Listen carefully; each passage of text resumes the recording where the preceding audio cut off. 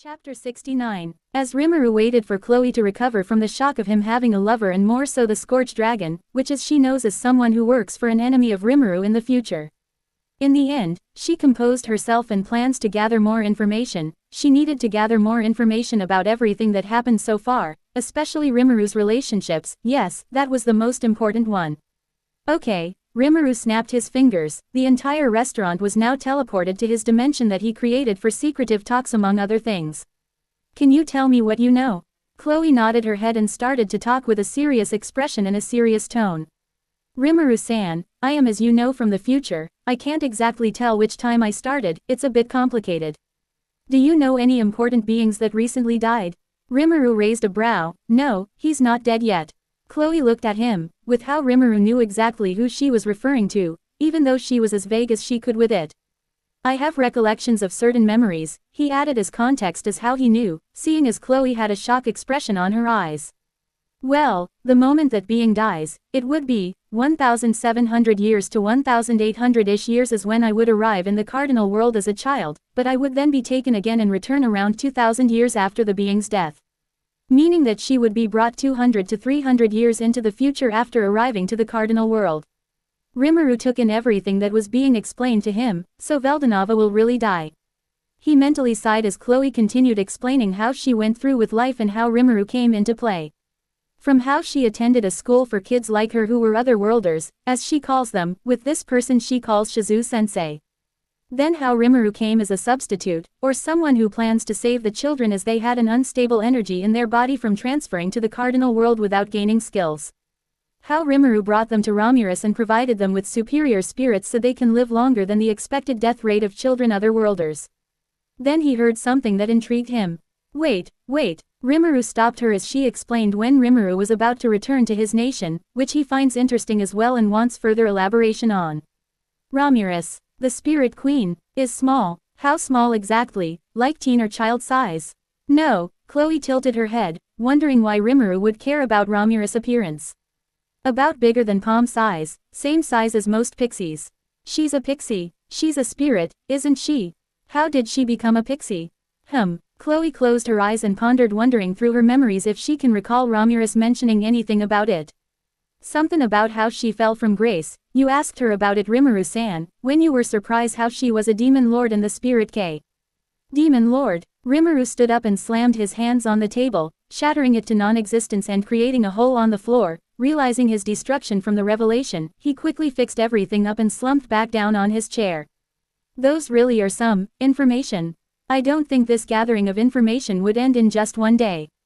He pinched the bride of his nose. This is gonna be a long discussion. I don't mind, Rimuru-san, as long as I can help. Chloe smiled as she pumped her fist, trying to reassure Rimuru. Anyway, I'm not sure what Romulus-san did, but it was something like she took in magicals that was not good for her, and she fell from grace, her words. She tilted her head, trying to make sense with the little info she knows. That'll do for now, anyway you can continue the rest. Rimuru sighed and leaned in the table, his shoulders resting on the table. From then on, Rimuru heard how when he returned to Tempest, his nation, he saved it from an enemy nation that wanted to attack it and gave them a warning of never doing it again or else. He ignored the side comments and deadly threats from the demons behind him with how their master's supposed nation was being targeted by mere humans. Then there was this Hinata person that he fought. Oh, I remember fighting her, I think. You and the children helped me convince her or something. He added to let her know. Yes, she was also a student of Shizu-sensei. You two reconciled and then. Hinata kept a watchful eye but eventually decided that Tempest was not a threat, especially when she found out that Falmouth was pulling strings because of a grudge.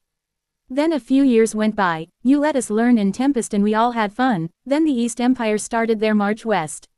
You went to fight in the war and Diablo, who was listening, began to have a dark expression. Her words were a recollection of the memories that he found on Rimuru's fragment soul. It was nearly the time when he comes in.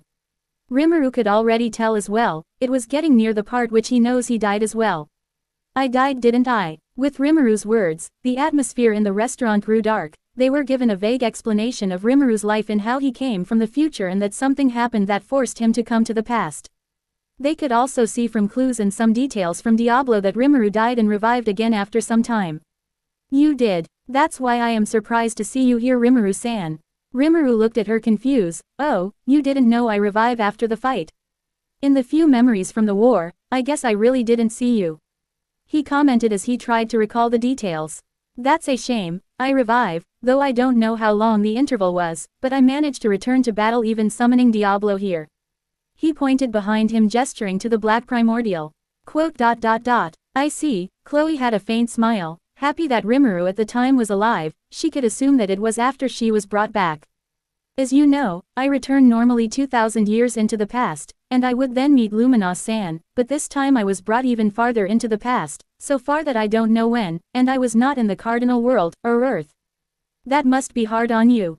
Rimuru frowned. For some reason he felt pain seeing Chloe's sad expression, something that pulls on him to not see her being joyful. How about joining us? While you wait for that 2,000-year moment, you are free, right? We could use someone like you who is very strong and knowledgeable, especially if you see those serpents as a threat as well. Really, Rimuru-san? Chloe stood up and slammed the table with enthusiasm. She returned to her seat and nodded her head.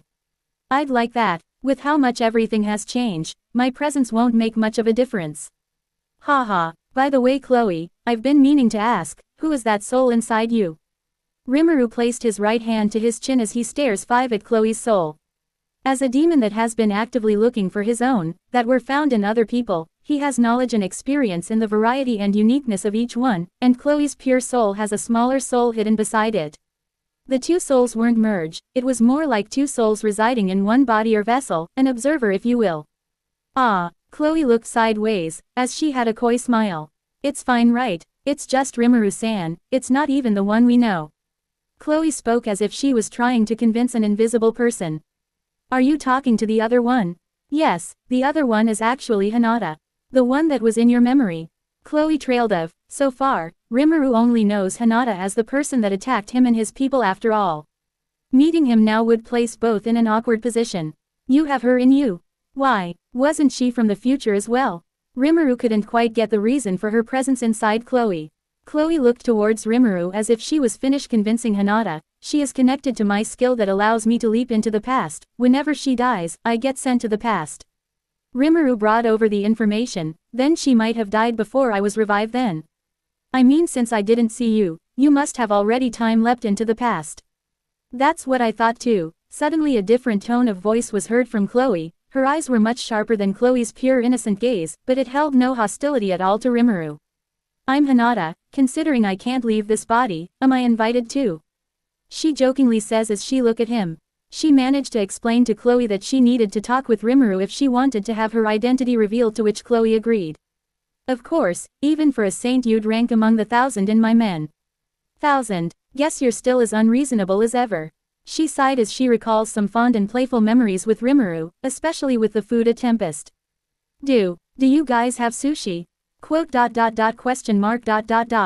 You mean the food? Yeah, is it important? Guess this Rimuru isn't much of a culture and food maniac like the one she knows. She was somewhat sad about that the Rimuru she knows may and probably will never return. Nothing important, just wanted to ask. I'll give control back to Chloe. Before she reveals her sadness, she managed to escape by switching to Chloe. And with that conversation, Chloe and Hinata joined Citadel to deal with all of its problems. To be continued.